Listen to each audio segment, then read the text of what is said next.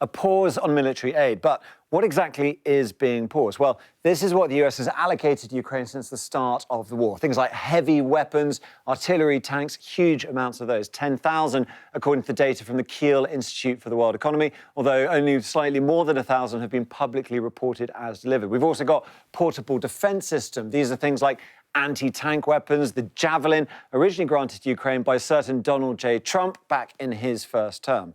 But the weapons that are already there, Ukraine will keep unless they're destroyed, and we can talk about that in a bit. But what is crucial is the ammunition for all of that, and running out of that is probably the most immediate concern. This is an area where Europe simply can't step up. It doesn't produce nearly as much as the US.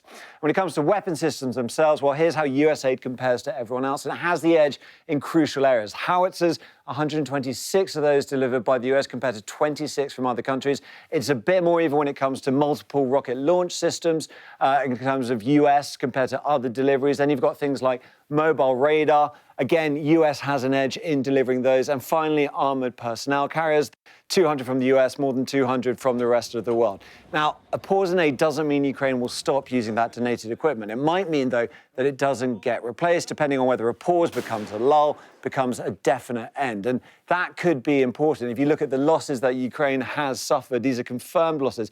Something like armoured personnel carriers, they may have had over 400 delivered worldwide. Nearly 3/4 of those have been destroyed.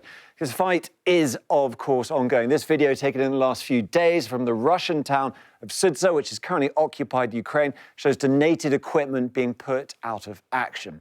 And if you look at this, well, this is the picture of equipment lost just in the 6 weeks since Trump's inauguration. You've got a lot. 73 APCs, 57 tanks. You've got naval ships, artillery. These losses will start to bite if there are no replacements.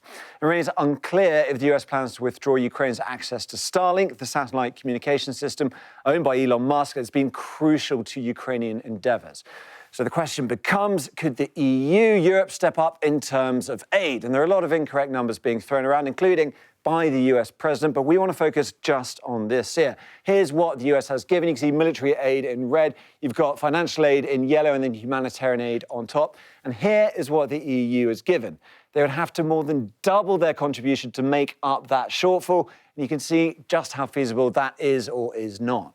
So for all the talk of European funds and a generational moment to rearm, it is the US who's been providing the flow of aid and funds in this year. And that's why a pause is so consequential for Ukraine.